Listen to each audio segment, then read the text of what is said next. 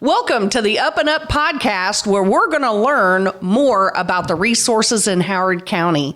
I'm so excited to come to you today because we have a brand new nonprofit organization that has been created in Howard County, and I'm not sure that most people know about it, so you may be the first. So today we have in studio Allison.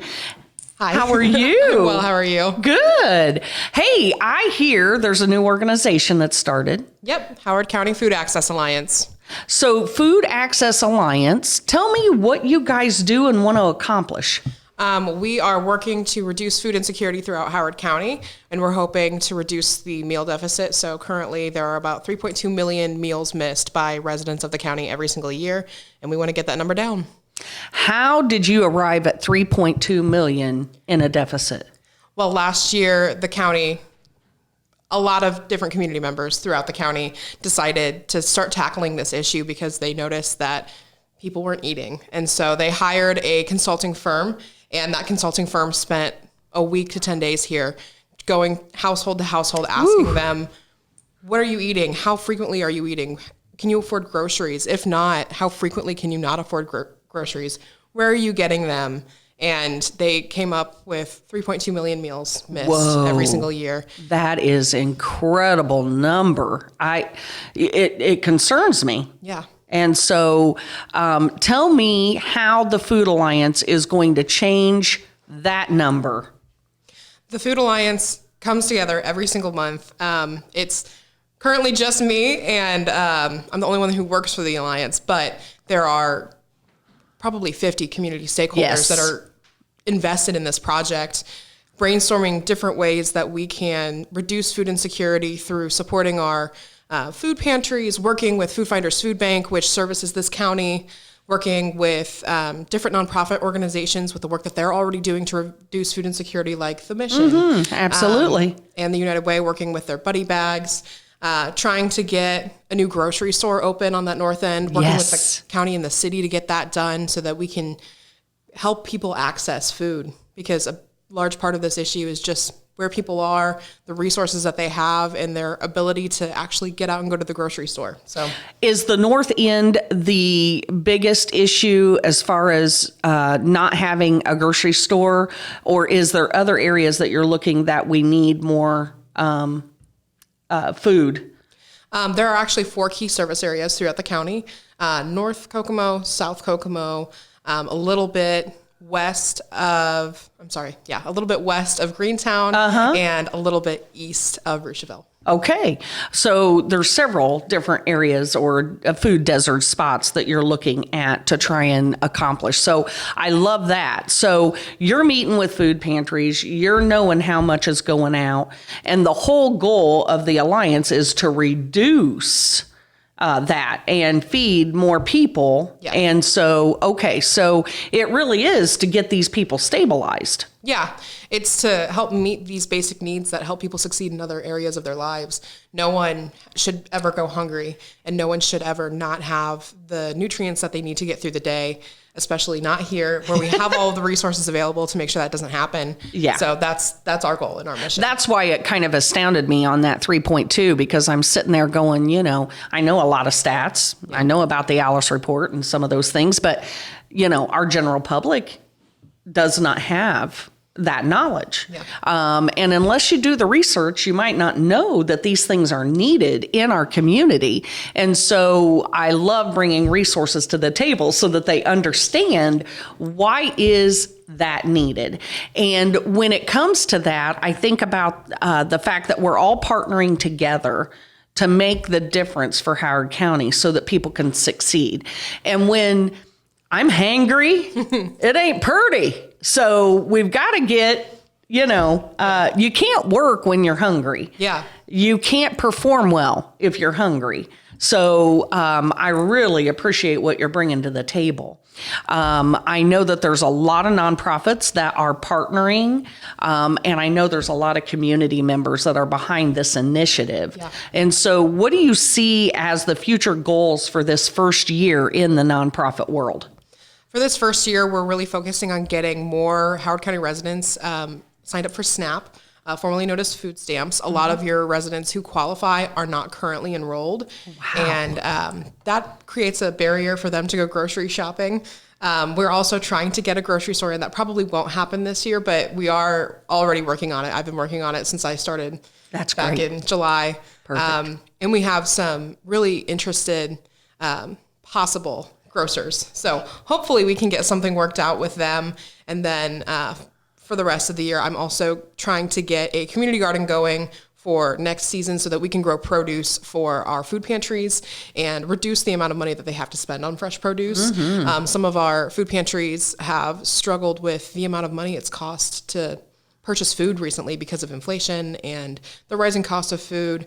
A new structure that our grocery stores use to reduce food waste, which is great, but then they're also not selling their food at discounted rates anymore to our food pantries or donating it. Yeah. Now we have a lot of discount stores like Dollar General and Family Dollar purchasing the food that's about to expire so that they can put sell in it their as well. stores. Yeah. So it's kind of the food chain piece is different than what it's been, the landscape. So I can appreciate that. I can appreciate that there are some intricate churches that are really involved in the gardening process. And garnering those vegetables. And I think that there's a lot of collaboration with local nonprofits that could help with that. I think about Carver Centers and the raised gardens that IUK built for them. And I even think about IUK and Ivy Tech and some of their classes that they teach and how those raised gardens could be benefit. There's all kinds of food events that you could bring awareness of the campaign that you're kind of doing. And so I love that fact. So is there anything that the public can do for you?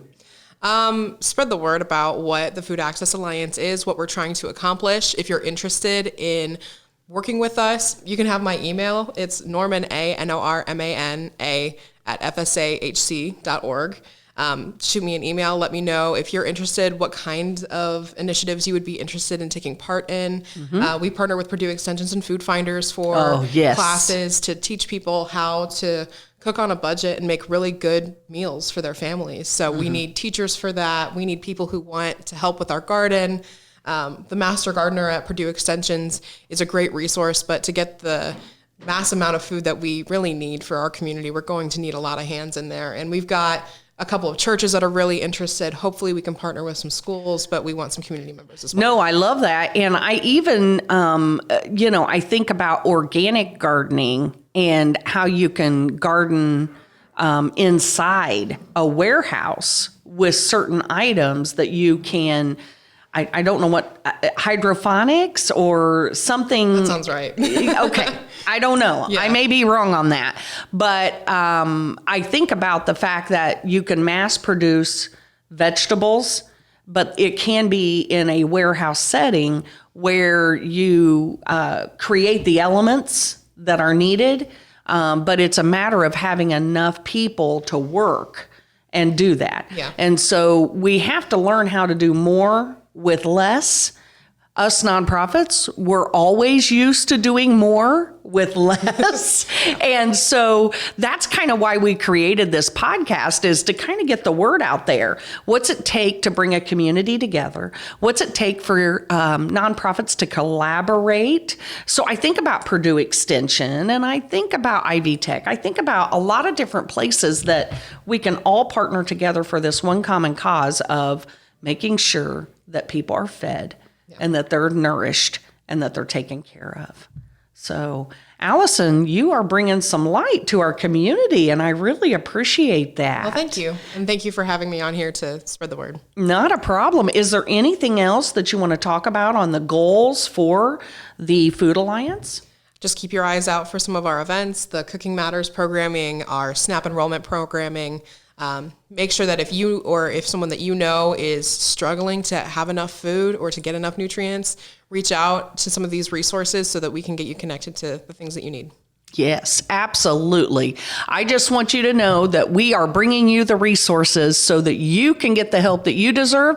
But if you know somebody in the community that needs that help, that's why we're here. And thank God for the Kokomo Post hosting this. And so there's lots of people getting this information. And so thank you again, Allison, for joining the show. Thank you for joining the Up and Up podcast. We'll be right back after this announcement. The episode is funded by the Community Foundation of Howard County. Special thanks to the Hunt Family Fund, which was used to fund this grant. And now back to the Up and Up podcast. Welcome back to the Up and Up podcast. And today we have Russell with unlimited potential in our studio today. Russell, how are you doing? I'm good. Awesome. How old are you? How long you been at the outreach? I'm 14, gonna be 15 in a few months. And I've been at the Kokomo Urban Outreach for almost 3 years. Wow, that's a long time.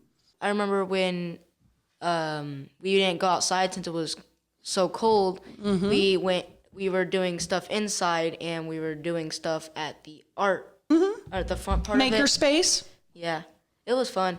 We got the paint stuff. We painted bowls for the Empty Bowl fundraiser. Yeah, the Empty Bowl fundraiser. Yeah. And we did, I'm pretty sure, something for Easter, I think. Mm-hmm. That's awesome. So, yeah, it was fun. That's great. Well, I know you did some really great painting on those bowls, and you really took a lot of pride in doing those bowls, so I really appreciate that. So that's one of our big fundraisers, so we've been very blessed by that. So tell me, what is something that you are going to take away into your adult life that you've learned at the Kokomo Urban Outreach with the UP program? Saving my money. Ooh, that's a big one. How much have you been able to save? Well, the highest I've saved is, I'm pretty sure, either $200 or $250. Okay. That's pretty high. Now, you know, if you get to $500 one time, you get that $100 cash, right? Mm-hmm. Awesome. Yeah, we had a couple people reach that last week, didn't we? Mm-hmm. Yeah. What have you spent your money on with the incentive points that we've given you? So I've spent it on paying my phone bill, sometimes helping out with dinner, mm-hmm. sometimes helping out with groceries. Ooh. Buying stuff online. Nice. And well, so you really enjoy evidently getting those points and earning them and then seeing what you can cash in to get. Do you like anything in the store, or do you have kind of a favorite in there? Berry Berry Twizzlers. Ooh, Berry Berry Twizzlers. I haven't tried any of those. They're good. What's one of your favorite extracurricular activities that you like to do? Outside of, your hobbies, your fun things that you like to do? Read, draw, stuff about, like, ancient Greek, like, mythological creatures like dragons. Yes. And stuff about, like, the Greek and Roman gods. Ooh, neat. That's pretty interesting. Yeah, there's a lot to that, that's for sure. Do you like the Marvel comics and, the Marvel movies? I like the Marvel movies. I really don't even read the Marvel comics. Okay, got you. Okay. What other things do you like about the outreach? And who's one of your favorite mentors? Well, this is probably what everybody will always say, but Kareen. Mm-hmm. And I really like playing pool for some odd reason. I don't know why. Playing pool? Oh, cool. So you've been playing with the new pool table we got. Yeah, that's a nice one, isn't it? Yeah, we're very thankful for the donor on that. Yeah. I was going to say, we do run pool tournaments once in a while. Try to have fun with that. Yeah, I heard that Kareen say something about that one time. I can't remember when it was, but I remember he said something about that. I was going to say, what's one thing that stands out about Kareem that just impresses you? He treats everybody. He treats everybody equally. He doesn't treat people like the way how kids in like different schools would, kind of. Yeah, yeah. And I love that. I love that about him. He just loves everybody and takes care of everybody and makes sure everybody's got what they need. And you know, really the whole team is really good at helping one another. So that's good too. So, is there anything that you've been able to mentor to somebody else within the outreach, that you've been able to train somebody else that was new coming on? Well, I remember I helped that one Spanish kid that was new. Yeah. I've not seen him in a while, but He was at the last huddle on Wednesday, and I think he works a different day than you do. Maybe. I think he might have changed. But you did help him because you knew Spanish, and he's Spanish speaking. Well, kind of. I kind of knew Spanish. Do you play any sports? Do you play in band? Do you have any groups you belong to at school? Well, I'm in the art club at school. I'm not really in nothing else, really. So in art, what is your favorite thing? Do you draw? Do you paint? Do you? Well, I'm not really usually good at shading with like colors and stuff like that because I don't really have a lot of different colors I can use. But I usually just draw. But I know how to shade with like black and white kind of. Okay, so do you do cartoon kind of things or? No, I just draw different random things. Okay, that's awesome. That's good. What do you want to be when you grow up? That is still a question I still do not have the answer to. That's okay. That's all right. I know when I grew up, it was just I want to help people, and I didn't really know how I wanted to help people, but I just knew that I did, and that's just kind of grown over the years. So good for you. You're still thinking about it. You've got time, so that's a good thing. And I want to just thank you for sharing today and being from the heart and kind of getting some of your information out there to let other kids and other parents know what is it that we do and how do we do it. So I want to thank you for joining the Up and Up podcast today. We'll be back again next week with more unlimited potential.